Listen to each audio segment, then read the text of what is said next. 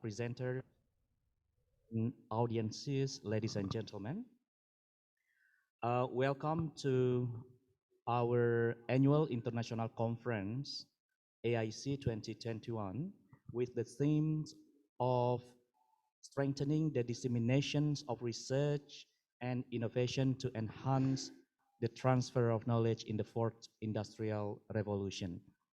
We expect that this event would benefit us in gaining knowledge about the use of technology in education.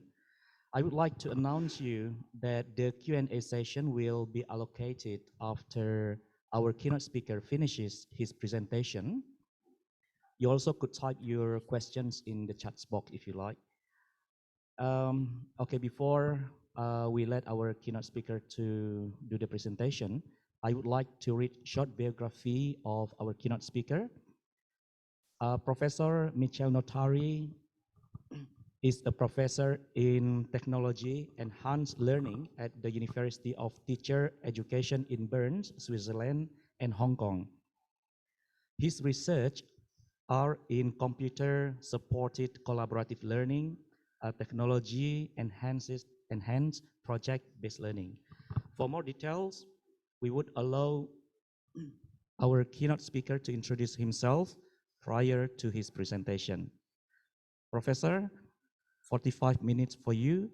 The time is yours now. Well, thank you very much for this introduction, and thank you very much for giving me the opportunity to be here in Banda Aceh to talk to you. Even if I'm far away, I'm quite close. And the topic of today, as was mentioned before, is about technology and education. And of course, as well, education also includes some support. And I would like to emphasize today about the teacher as well, because teacher still has an important role. The role of the teacher, I will come to that at the end of my presentation. I hope it's okay for you if I share my screen. I prepared a presentation and I would like to show it over my screen. So just let me see if I can manage that to show you the thing. 1 second. I need to open the screen I want to share with you, and then it should be fine. Yep. Here it is. And now I'm sharing. This one. Yes. I hope it works. Do you see the screen? Is it okay for you? Can you see my screen? Oh, yes, Prof. Yes. Very good. So, technology and education, teacher matters. That's the topic of my presentation of today. And actually, I would like to structure my 45 minutes, or maybe a bit less, about first of all, technology. What is it? What are we talking about? Then I will emphasize on what is education on a quite high level. And of course, education implies learning. That will be the third topic. What is about learning? And of course, I will relate to the technology. And then, of course, there are two roles, the role of technology and the role of the teacher. That are the topics I will address today.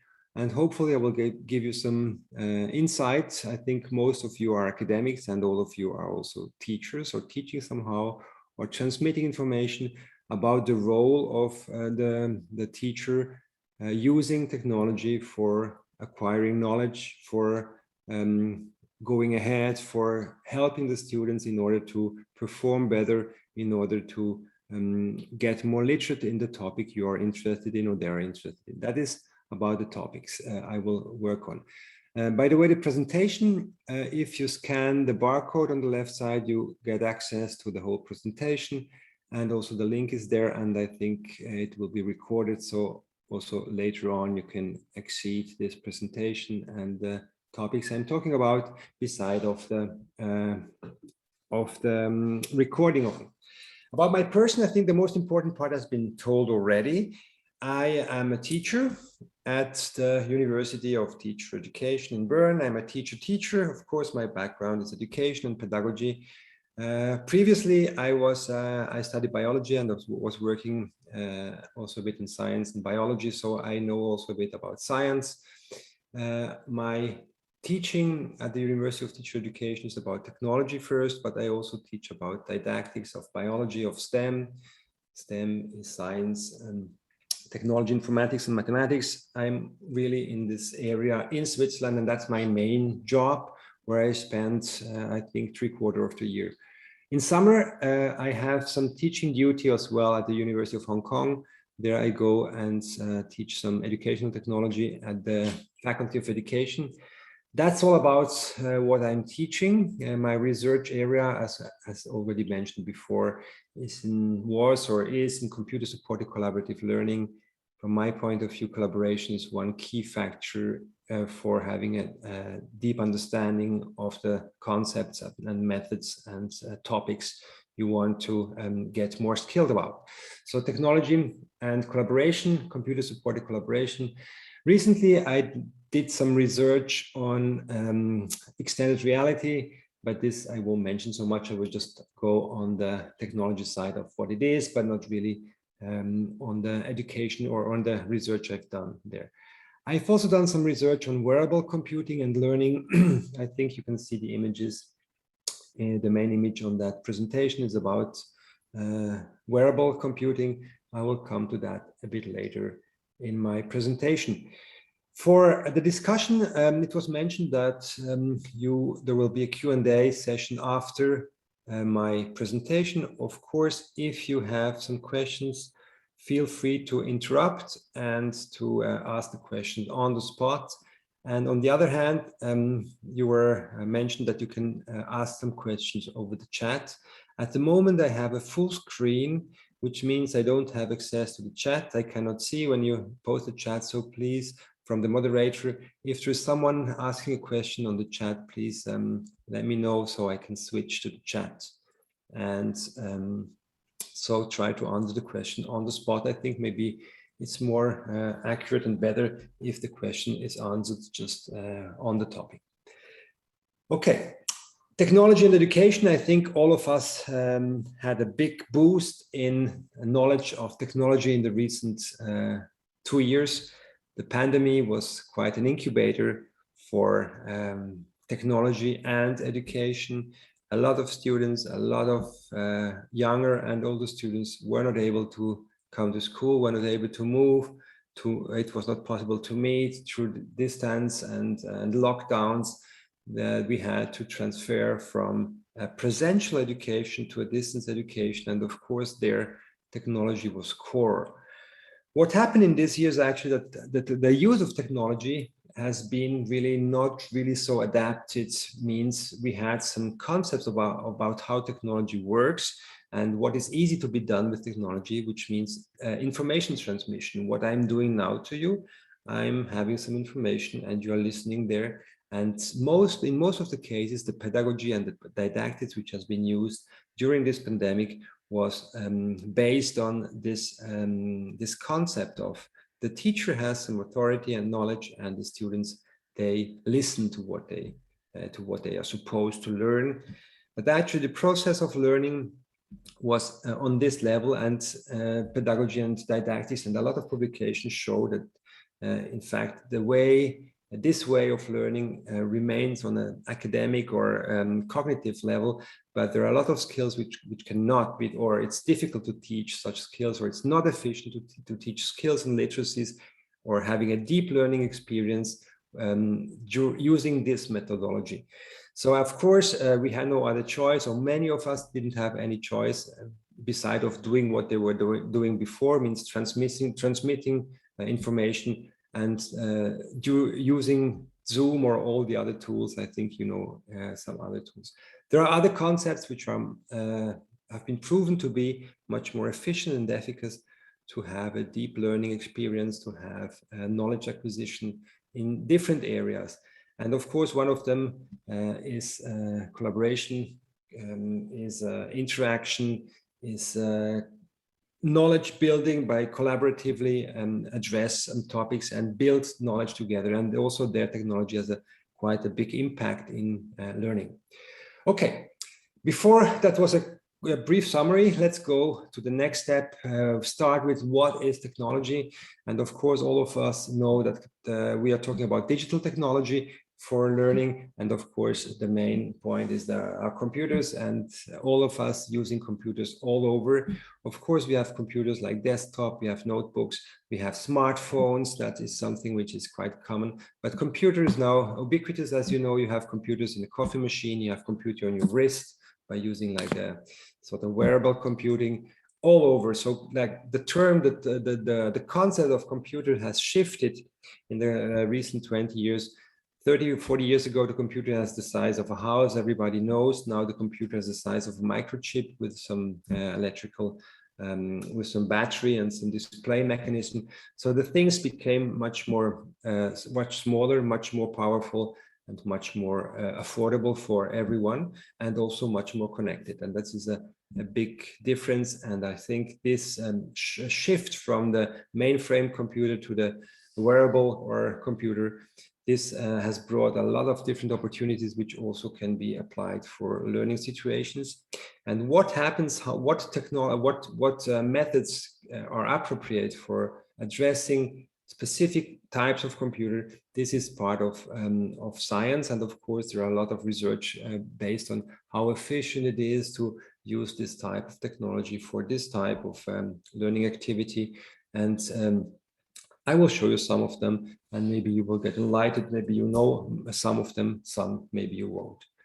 If you go top notch, AI, artificial intelligence, everybody talks about. There are a lot of movies about artificial intelligence, but actually artificial intelligence develops very, very fast as technology, and there is a potential for learning. And I will show you a short video about some video which has been published this year about how artificial intelligence can be used.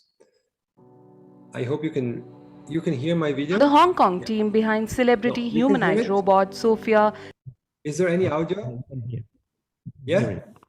You have the audio, okay? Is launching a new prototype, Grace, targeted at the healthcare market and designed to interact with the elderly and those isolated by the COVID-19 pandemic. Dressed in a blue nurse's uniform, Grace has Asian features, collar-length brown hair, and a thermal camera in her chest to take your temperature and measure your responsiveness. She uses artificial intelligence to diagnose a patient and can speak English, Mandarin, and Cantonese. Hello everybody, I am Sophia. Let me introduce you to my sister Grace. Come over here. Hi Grace. Thank you, Sophia. Hello everybody. I am Grace. I am built by Hanson Robotics for Awakening Health. I can do all kinds of things for elderly people. I can visit with people and brighten their day with social stimulation, entertain and help guide exercise, but also can do talk therapy, take bio readings and help healthcare providers assess their health and deliver treatments. Hi my friend, nice to see you. Okay, great. So while we talk, I will take your temperature reading and pulse with this little thermal camera on my chest. See? You are 36.6 degrees Celsius by the way. No risk of COVID. Also I note that you are responsive and aware, which is good, and then I share that important data back to the doctors and nurses at the institution. Grace's resemblance to a healthcare professional and capacity for social interaction is aimed at relieving the burden of frontline hospital staff overwhelmed during the pandemic, said founder David Hansen. So we designed Grace to look professional in a healthcare setting. So that would mean so that she would resemble the sort of human-like appearance of healthcare staff. And so then this would facilitate more natural interactions. A human-like appearance facilitates trust and facilitates natural engagement because we're wired for human face-to-face interactions. That's just the way human beings are. And so giving her a face that would be familiar to people, comforting to people, and also language abilities that are comforting. So we now have Mandarin and Cantonese capabilities for the Grace and Sophia robot platforms. Hey Grace, why don't you look at my face, thank you, and I'm gonna show you a smile, and let's see what your smile looks like. Okay, yeah, look, or sad. oh yes, reacting a little sad if I feel pain. And then maybe like imagine a big loud noise happens, bam! With the Grace robot, we are simulating over 48 major muscles in the face. So we have 36 motors in the face. They're reversible, which means that each motor can simulate 2 muscles, because human muscles require 2 for the actions. Like my eyebrow is going up and down, kind of. So that's actually 2 motor groups, but it's in her, it's just 1 motor. So Grace is designed for Asian markets, also markets all around the world, but we did make her look a bit more Asian than Sophia, but her face is actually a bit more cartoon-like, a bit more like anime, and the anime design references are often a fusion of Asian styles and Western styles. Awakening Health intends to mass-produce a beta version of Grace by August, said David Lake, chief executive of the joint venture between Hanson Robotics and Singularity Studio, with plans to fully deploy her next year in locations including Hong Kong, mainland China, Japan, and Korea. I stop here with the video, just trying to emphasize, you've seen Sophia, you have seen Grace, you have seen the scientist which is there. And of course, it's quite amazing how this technology can simulate, like, so not only just the appearance of a human being, also the appearance of a teacher, but can also just simulate the behavior, which means actually she can be sad, she can smile, she can be just astonished about something she sees, and actually the reaction, which the interaction is possible not only on a verbal level, but also on a mimic level. So that means actually she looks like she's almost like a real person which you interacted. So of course the question rises, why do we still need a teacher? We have this teacher, she can do everything. Of course there was she has been trained for nursing, but of course in future there will be also like sort of such artificial intelligence agencies which may be also trained for education, for primary, secondary, for also for higher education, because actually the knowledge you can build upon, the transmission of knowledge can be done also by such a point. So that is one technology, which is actually this video is from 2021. So it's quite actual, and you have 2 generations. Sophia is 1 generation below, and Grace is the latest generation of humanoid robots, which are supported through artificial intelligence. And of course, when you see such things, you just see, yeah, well, that's it. That could be a teacher. Why do we not replace teachers by them? Another technology which is quite appealing and quite also developing quite fast recently is extended reality. Extended reality or computer-mediated reality, and I will give you also there some ideas of what computer-mediated reality is and how it could be used. And actually this technology is a bit older, also artificial intelligence raised in the 80s, but then disappeared again from the scientific research field, and now it emerged again through the computer power, which is now really strong enough to be able to process so many information in order to give the capability to these robots and also to other agencies to interact in real time, which is something relevant for us human. Go back to extended reality. Extended reality actually is quite a vast field. It's quite big.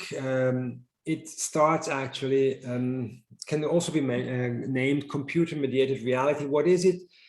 And that is one thing which is relevant for you. Maybe it's not about just adding, or I think you have seen some videos where you wear some goggles and then you go to the moon or you go diving. But actually it's not only about adding an impression, it can also be something which subtracts information. So manipulate one's perception. So that means actually you are in a world which is not your environment. It's artificial somehow, where some elements are focused, others are taken away. An example of diminished reality could be you are in a classroom and you only see the students who raise their hands, the other one disappear. Or you are in front of a complex board where you have a lot of wires coming out of it, and using diminished reality, you just see the relevant wire you have to manipulate. This is something which has been used for for training of specific skills in electronics or other things. So this is actually the definition. And there are a lot of reality, computer-mediated reality. You have virtual reality, augmented reality, modulated reality, diminished reality, mixed reality, a lot of things. This field is quite broad and developing quite fast. The most common parts, the one you know maybe, is like the virtual reality and of course the augmented reality, where you have an environment, a real environment, and in this real environment you add some specific items which may be relevant to your perception, which means you are in a city and you look at a skyline and you want to go to a specific place you want to visit, and then you point an agent or a device which is capable of augmented reality, and this device shows you the names of the specific buildings you are watching at. I think it's something already quite common, and actually it is been adopted since a couple of years. I will give you some examples of these types of reality, which are actually not really examples of tomorrow, but examples of today. Here is what can be done in form of augmented reality using Snapchat. Snapchat is a communication tool which is quite popular among younger generation, and this is all me. And I try to modulate, to change the way I'm looking at by using just an app. So I create augmented or modulated reality just using an app, and of course the same person on the right side. I tried even to merge my face with a picture of a friend of mine, which so I mean of a Chinese friend. So on the picture on the right, you can see here is actually me. But on the other hand, I merged the two pictures, so that means it gives a different appearance. I can add some beard, I can change my eyes, I can of course change my way I'm looking. This is something very, very common. And I think a lot of kids, and maybe yourself as well, this capability of adapting reality or adapting pictures is something which is common not only in Snapchat. Now all the main messenger or the main services for communication now allow, or for voice and video communication, allow these types of changing, of adapting, of augmenting or modulating reality. Nowadays, and especially in the Western world, I think Instagram is very common, and there the way the people are modulating or changing their shape in order to fit to the standards of beauty is something which is very, very common, and also leads to some misconception and some have some bad causes as well. Another example where this is very common, but in the professional and industrial world, this is a shop in Hong Kong. The shop has been closed down. It has been opened 2 years ago. I think if you follow the link, you see just a video about how it works. There, this augmented reality is used to fit clothes, which means you don't have to wear like sort of a jacket or a skirt or a shirt. If you want to look how it looks on yourself, you can just click on a specific button, go in front of a mirror, and then the clothes you want to buy it's fit on your body, which means, of course, there's a big potential there, not only for educational value, but also for economic value. You don't need to go to a shop and fit the dress, and you can turn around and have a look how it looks on yourself. You can do that from home with such an agent. So this woman there is actually fitting this black dress. She doesn't wear it. She wears something else, of course. And there, by fitting that, this potential has a big potential also for economic things. And this shop has been opened a couple of years ago in Hong Kong. So this is not something for the future, it's something for the present. Another example, which is more related to education, is like sort of many apps. Actually, this app has been was for free 1 or 2 years ago. Now they turned it off. Of course, they will sell this app in future. There you can really have a look at specific anatomy. That's for medicine, of course, or also for nurses. You can have a three-dimensional view of the heart, turn it around, top and down, make it bigger and smaller. And the most important thing, you can animate it, which means you can have a look at really the motion of the heart, and you can deduct or add some specific features. Means like if you want to see the vascular system, you can emphasize that. If you want to remove all the things which are irrelevant for the vascular system, then you can take them off. You can just have a look how the blood goes through the different parts of the heart. So which means there's quite an additional pedagogical value.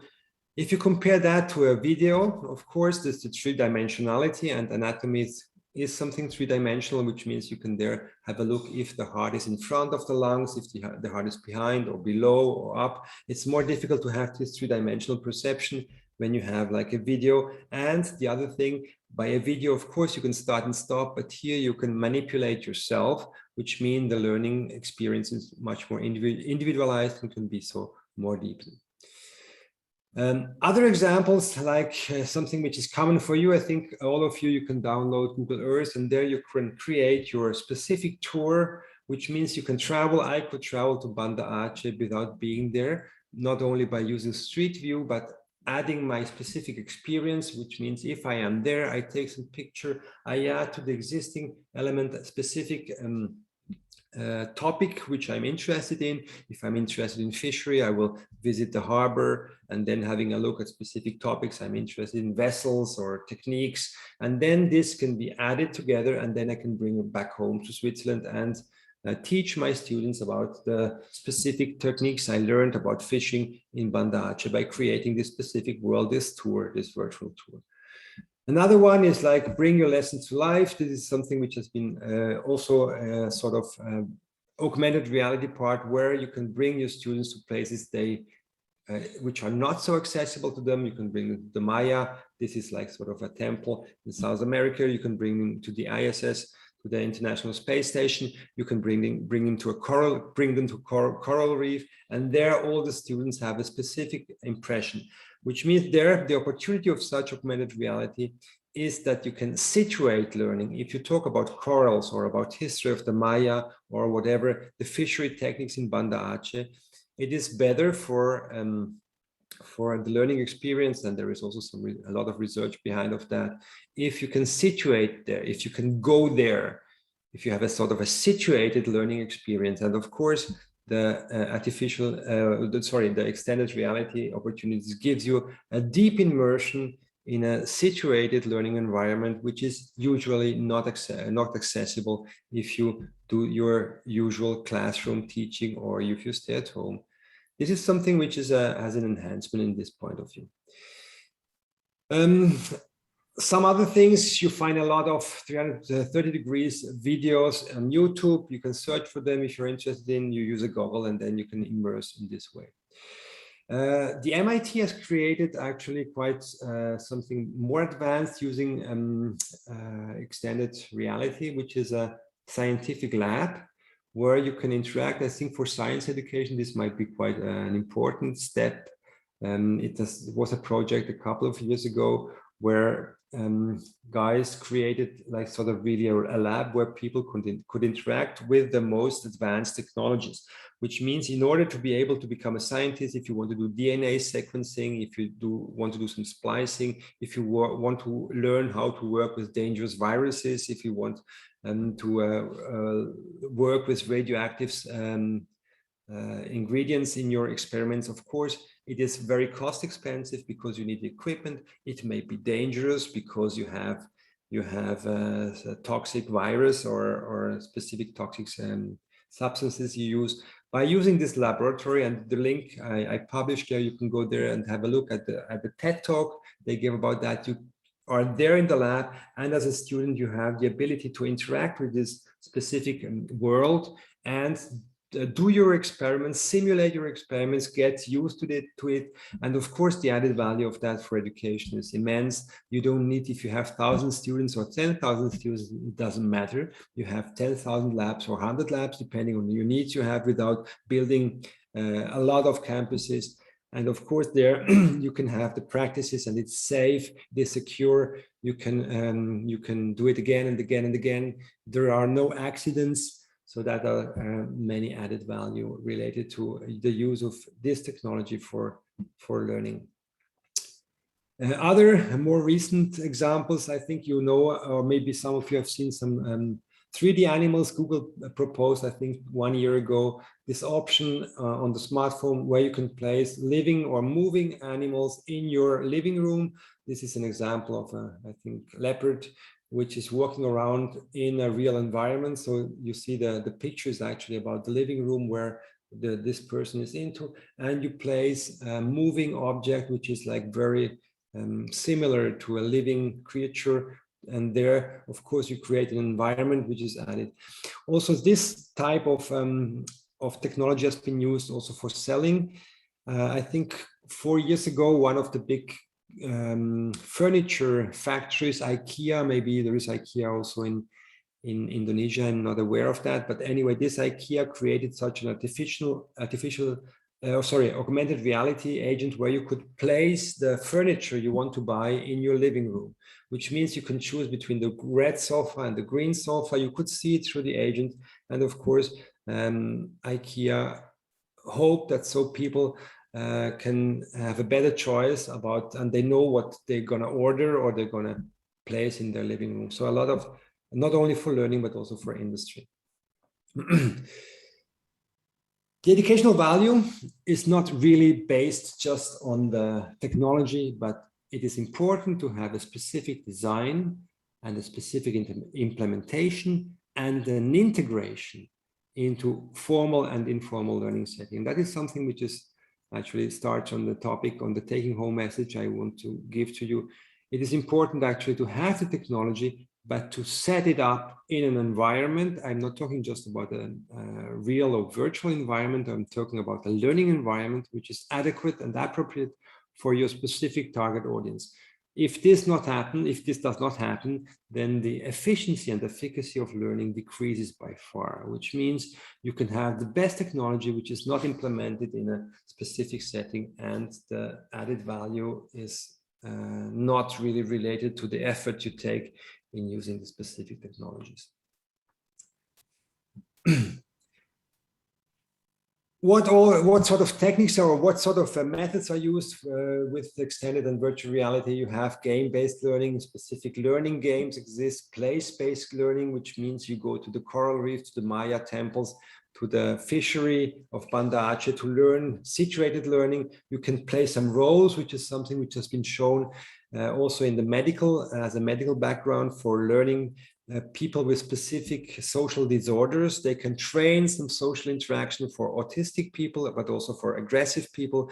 They can learn the behavior by changing the roles sometimes, you know, like there's been some research recently where very aggressive people could play roles and take the role of the aggressed person, so they could really face what happens if someone reacts so aggressively on you. And there has been some change. The research has shown that actually these people were more aware about what they're doing and how could they affect other. And then there are other methods which are relevant for that types of learning. Oh, I will skip this one. This is actually because of time. There are other technology I will talk about now. The thing is actually, no, sorry, I have to skip that one. There are some issues as well. This is something I want to talk about. Technological issues and pedagogical issues. Of course, you know, today, nowadays, virtual realities, the concept we have is built to some really bulky agents we put on our head.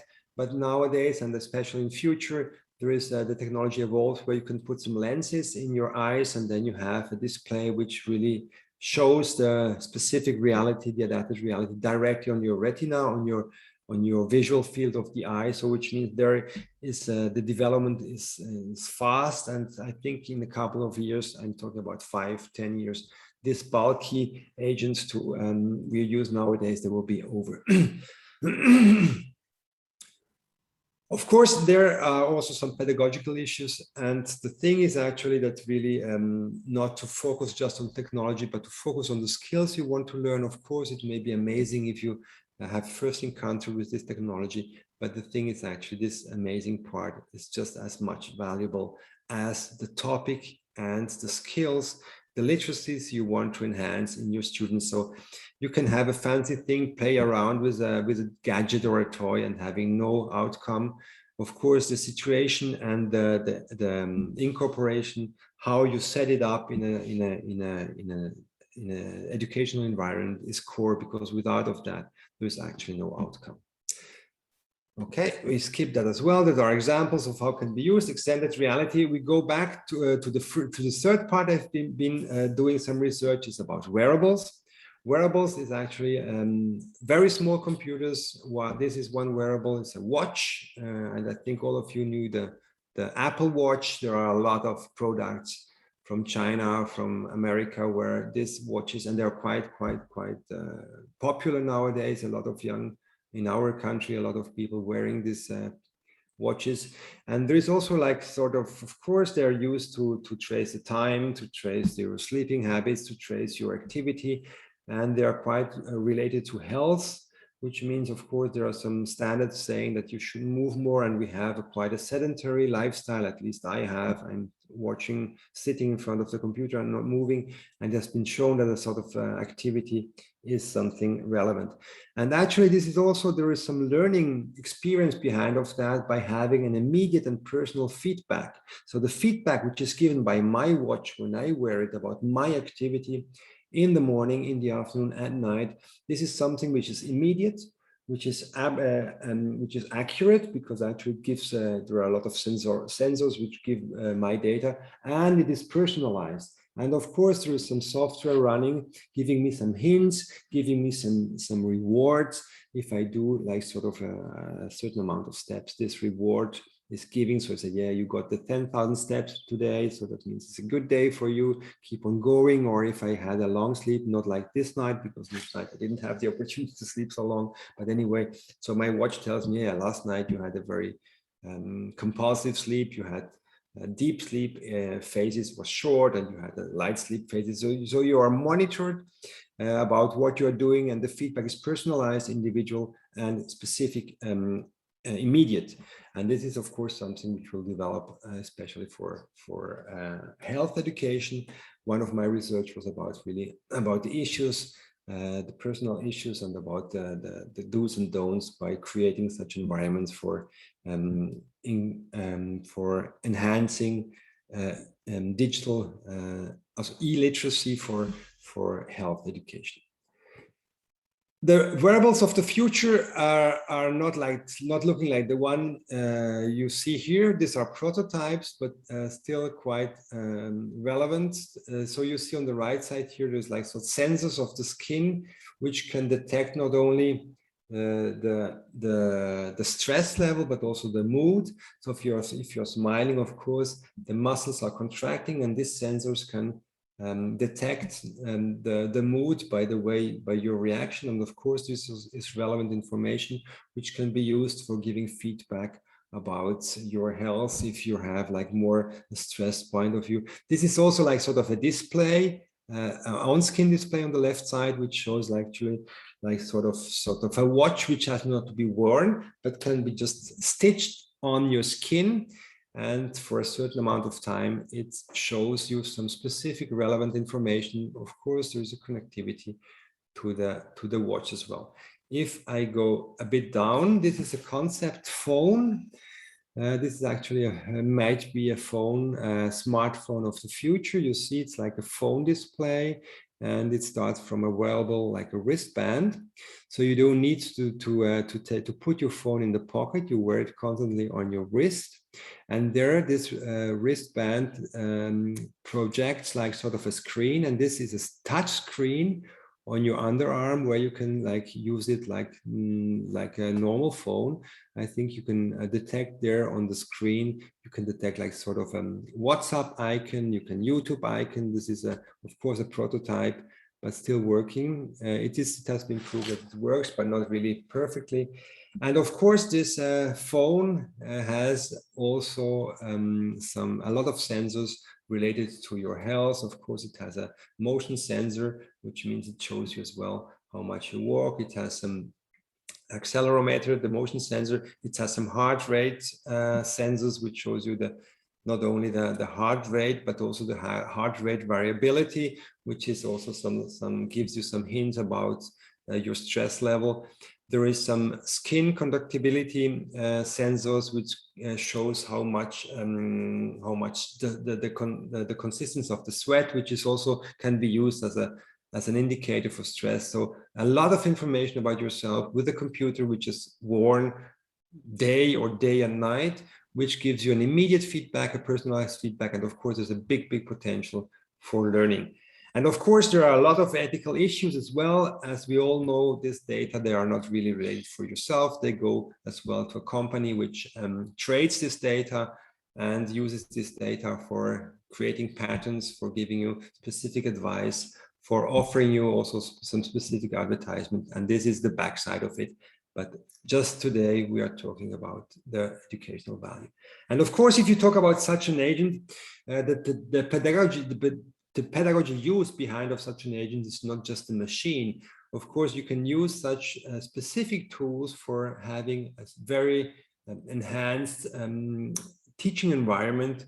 And of course, this teaching environment should really use the technology, but also use the environment, which is a sort of, if it's formative, or it's like sort of a classroom environment, you can use this technology to enhance the potential of the normal interaction you have in a classroom. And this has a big potential as well. Okay, I think we go on. We go to the next topic. We already passed the time. We talk about education.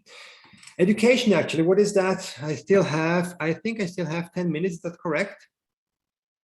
Yes, around 5 more minutes, Prof. Oh, 5 more. Okay. Well, then yes, I talked too long. I will go to the education. What is education? Of course, education is construction of representation, is acquisition of specific skill, is also embedding the skills in ethical and moral context. That is something very relevant. And of course, what I've shown you before is like actually not really these tools per se, this technology cannot give you like an embedment of in a special ethical, social, and moral context, because the social context, the moral content can be displayed, but the social context also has to be done within human. So there is something which is not, or very much difficult to implement unless you use these tools for a specific communicational point of view. If we talk about learning, I think from my point of view is not just acquisition of cognitive knowledge, and learning takes place through interaction, through negotiation, conflict resolution, reflection, collaboration, communication, and problem solving. And you see all these core activities of learning, they can be performed in an optimal way in an environment where you have like people at the same time in the same place. And this learning environment, which is called classroom, has to be orchestrated. But of course, in order to enhance these activities, you can use tools like a blackboard, like images, like video, and of course, all these advanced technologies. But the core activities, they should take place. And it has been shown that learning, which is deep learning, conceptual learning, learning that can be transferred, is very efficient under this circumstances, and where the tools that you use and that you can use for that, they can be like technology enhanced. And now we come to the specific role of technology before I have a couple of minutes for the role of the teacher. Technology can help for immersion, like extended reality, can help to simulate, can create a situated learning environment. I mentioned learning about coral reefs and being there, or bringing a smartphone into the forest and having some additional information. Technology has a big added value by bridging distances. That means I can talk to you, I'm in Switzerland, you're in Banda Aceh. The social, the geographical distance is bridged. It can visualize, and by use of artificial intelligence, it can also try to give some feedback which is appropriate, individual. I was talking about the wearable, but also other types of view. And now we come to the last point, teacher matters.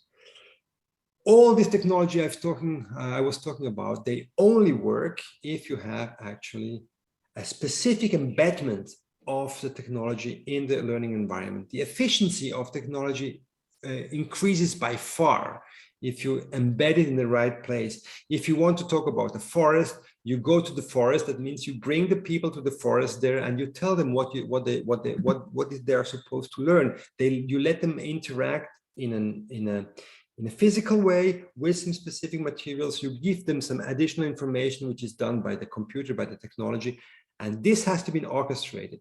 It has to be scaffolded, which means if you have a group of individuals which wants to learn, they are all on a different level. The scaffolding and how you scaffold the curriculum and the learning experience helps and enhances the learning curricula by far. It can be simulated to a certain extent by tutoring, by like sort of automatized tutoring, but the efficiency is not the same.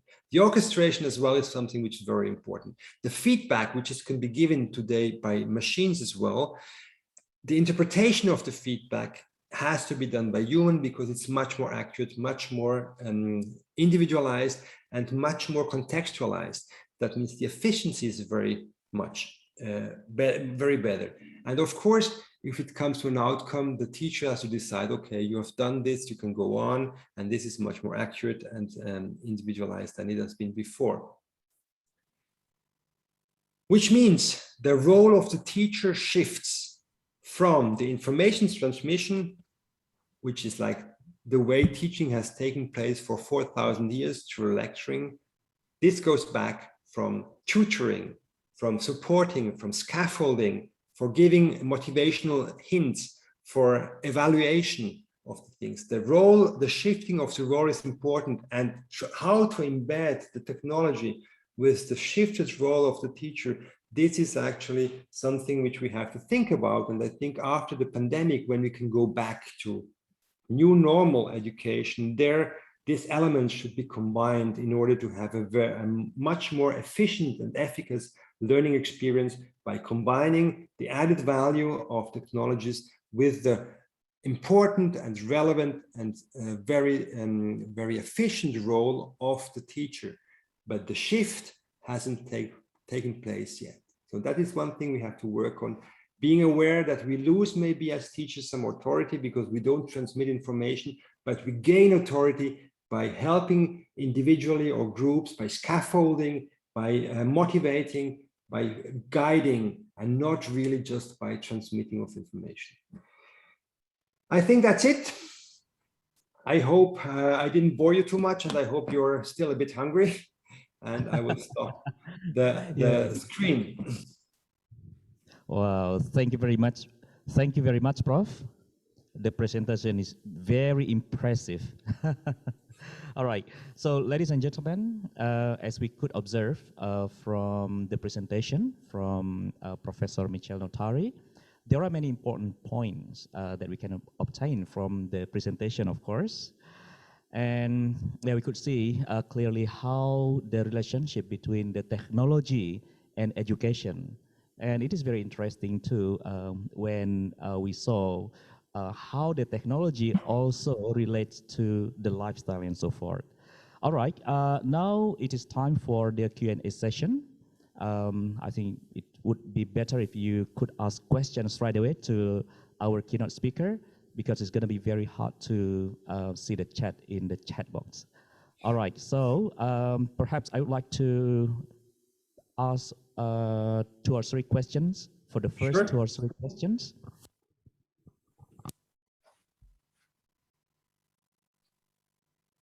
Break the ice. I know it's very difficult. I've been teaching in Asia for many, many years, and I know for specific circumstances in Europe and America, people are more forward. They just go and ask sometimes silly questions, but you have to know there are no silly questions. So go ahead, feel free to ask whatever you think that may have inspired you, or you may like or not like, or you disagree. we are here to discuss, and I want to learn as well from you, because I think you know in different fields much more than I do. So just go ahead. Okay, thank you very much, Prof. Yeah, we hope that I'm sure that there are several questions Yeah. that they have at the moment. But perhaps I may start first, Prof, for the Sure. first question, just to to trigger the audience.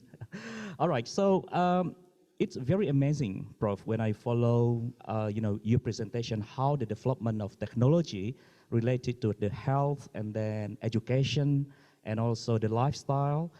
In your prediction, based on your research, is there any advancement, in the future may occur, maybe in the next 10 or 20 years, in relation to the technology, especially in education? Mm, mm. Well, I think what will develop very fast, I really seriously hope, is the affordability. Oh, the host locked them. So maybe you have to open the microphone, host, to them, because they cannot access to the microphone, I guess. The audience. So I answer your question while you try to solve the technical issue. So the thing is actually what I hope that really will change is the affordability. So it means that actually technology will be affordable for not only for the first world or second or third world, for everybody, which means the cost decreases, and that is one point that will develop. And on the other hand, not the cost will just decrease, but also the potential. That means that there will be much more and more skillful the technology, which means that if you had this watch, which is a watch I bought for I think $60 US, if you would have to implement this technology 10 years ago, you would need a computer of the size of a table. So it means that the affordability will increase again. You have seen the image of the smartphone, which is a bracelet.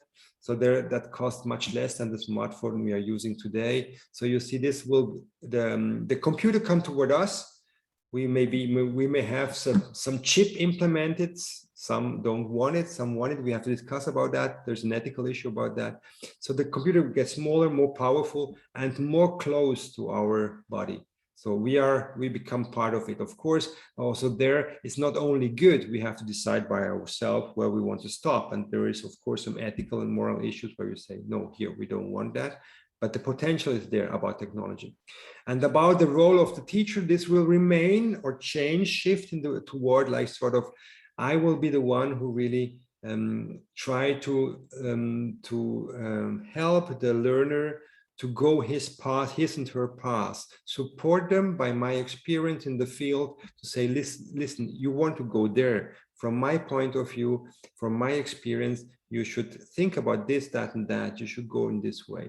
Or you can motivate them, don't give up. And this is something which is can be supported by a machine, but not really changed to the teacher.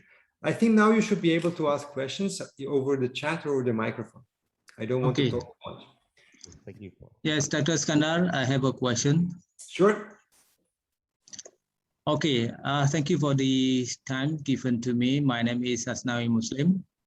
I'm from English Department, Faculty of Teacher Training and Education, Kuala University. Okay, Prof. Michele. Yeah, I don't know, maybe my question is out of your topic, yeah? Yeah, okay, this is the problem that we have in the classroom. You know, after a lecturer or teachers presenting the topic or the material to the student, yeah, and then the teachers or lecturers give the opportunity for students to ask the question. And, you know, nobody asked the question. I don't know why this happened in Indonesia, especially, or in Asia. But I know in your country whether such also happen in your country. Yeah? So now how to overcome such a problem? Yeah, even though we have used technology to motivate the student, but the student, yeah, just enjoy the process of teaching and learning, but no one asks the question. That's a problem. I think maybe you can give us a solution how actually to solve that problem. Thank you very much. I think this is really an issue which cannot be solved by technology, because actually you can transmit information through a screen like you get it now. You can transmit it like I stand in front of you. If the students don't want to ask questions, then you have to shift the method.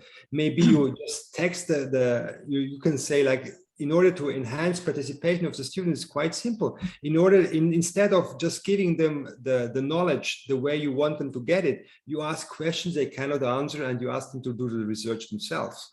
And then you ask like to present in sort of by using like sort of a poster or a paper. And then once the presentation is done, then you go back and then you tell them, why did you come to this solution?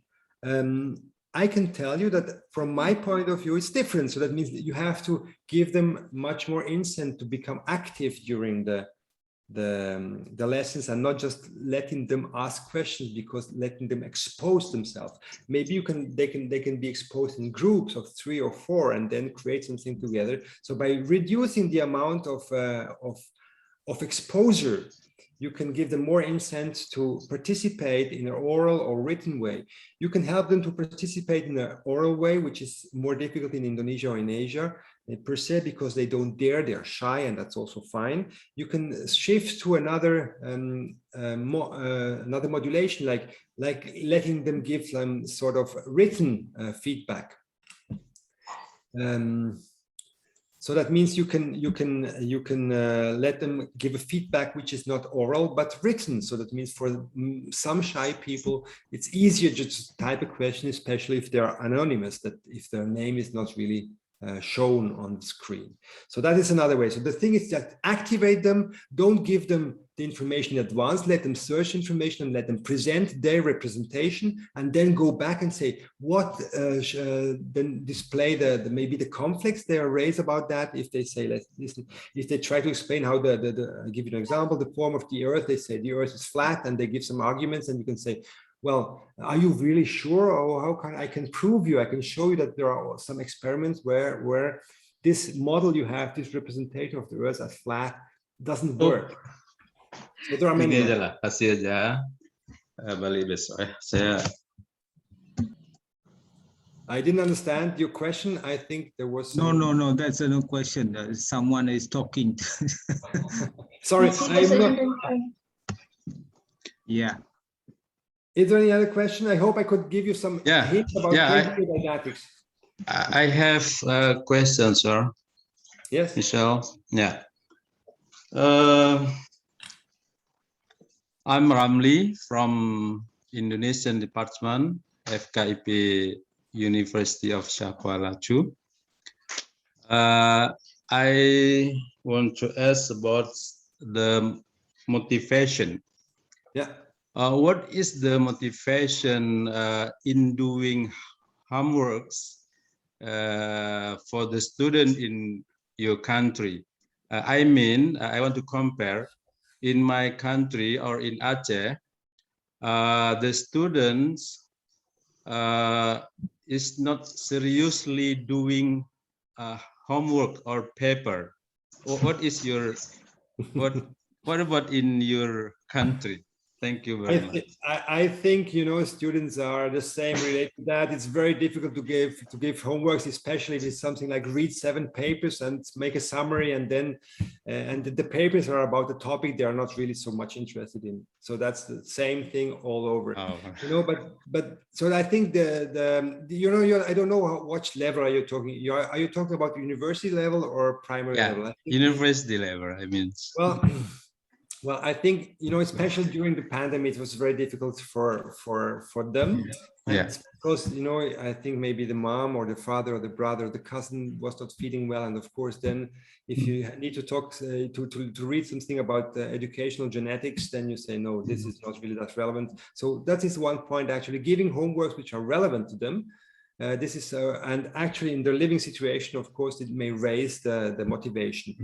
And of course, there you can, if you have just read something, you can also add some reading with other topics. I don't know how they can connect if they're living in the same campus. You can give them also homeworks, which is like, instead of reading 7 papers, you have 7 persons, each one reads a paper and has to present to the 7 others. So it means they have to sit together and then explain and exchange. So maybe this is easier. Of course, if you have the teacher, the student which are at home, and you cannot let them interact because they don't have any communication, they don't have any internet and chats. They can, if it's not possible, it's more difficult. So try to really engage them, not only in having like some information transmission, but interaction, and try to give them topics which matters. But the problem remains. Of course, the teacher can, and that's what I mean, even if you have a lot of technology, teacher matters by giving them insight. Why is it relevant to read that paper about educational genetics? Because maybe tomorrow, because tomorrow, not we will only talk about that, but the world will run like that. So maybe your world, so if you try to motivate them by, as a teacher, to give them an insight why it's relevant, I think the motivation raises. I have a question from on the chat. I think the material, Dr. Ali Sandi would like to have the material. Can you send me an email? I give you my mail address, and then so I don't forget it, because actually after this I'm leaving the chat. It won't be, I won't have access to the chat. So I give you the email address. Please send me an email and I will send you all the material. Then there is Situ Mutia has a very important question, I think very relevant question about the robot like Grace. What is the role of the teacher if you have Grace in your classroom? What should we do as a teacher? Well, the thing is actually, you can enhance the quality of education by giving personalized feedback. And if you have someone able to make sort of sort out which problems are relevant or where the things happens which are important to interact as a teacher, I think if you've seen the video, Grace is able I talk about a medical setting. Grace is able to detect the temperature, the body temperature. So if you have Grace, and of course I talk as a metaphor at school, Grace, which is able to detect which students have the most need for help, which means related to the hospital. If one patient has a high temperature, then Grace can contact the doctor. And there, if you have such a help at school, a Grace at school, which detects the specific needs of the specific students, you have like sort of a pattern, and you can say, listen, Mohammed, Tarek, and Sophia, please come to me, because the robot detected that they have specific needs, similar needs. So they can do some scanning, some screening. So Sophia can support the teacher by enhancing his specific feedback and specific support. This is one, and there are many others examples. And of course, also maybe the classroom can be a bit bigger, can have 30, 40, 50 students, where the robot, the Grace in the classroom can help specifying the feedback, giving the specific feedback. Or I give you another example. The students had homework to read some papers and they didn't do it. So you come to the classroom, you want to discuss, you want to go on further topics, but some students didn't get. So you say, listen, Grace, go to these 4 or 5 students and tell them again briefly what's about, so they can start with the exercises. So such an agent like Grace can be very efficient in supporting the role of the teacher as a facilitator, as a person who supports individually, personally, and on the spot the needs of such students. So, and if I detect for 10 students the need of information transmission, then I don't need to do it by myself. I prefer to help some others which have different needs, where my role or my skills are much more necessary, because information transmission can be given by a paper, or if you have Grace, say, Grace, that's your task. Go and tell them about that. So this is one example. There is like, I think the link to the Prezi has been displayed on the chat, so you can copy that link, so you get to my presentation. Any other questions? Okay, well, Prof, I think I wonder that we have to end our session today because of the time limitation. Well, the presentation is impressive, Prof. I think everyone is very happy to to follow your presentation. Thank you very much, Prof. So, ladies and gentlemen, let's give an appreciation and an applause to our best keynote speaker, Professor Michele. Okay. Okay, ladies and gentlemen, I think there are many important points that we can take from our keynote speaker's presentation. I will not read for you one by one because I'm sure that you have already recorded based on your purposes. Well, by saying Alhamdulillah, I think we are at the end of our session now. And I am as the moderator. Yeah, my name is Iskandar Abdul Samad. Yeah, your moderator today, as well as the chairman of this international conference. We would like to say thank you to all of you who have already participated in this event. By saying Alhamdulillah, wassalamualaikum warahmatullahi wabarakatuh. See you again soon. Wassalamualaikum. Thank you very much, and hope to see you in Banda Aceh one day, or in Switzerland. Yeah. We hope that we could be, offline in Banda Aceh. Next time. Someday. Enjoy your meal and have a nice day and a fruitful conference. Bye-bye. Bye, Prof. Thank you. Thank you.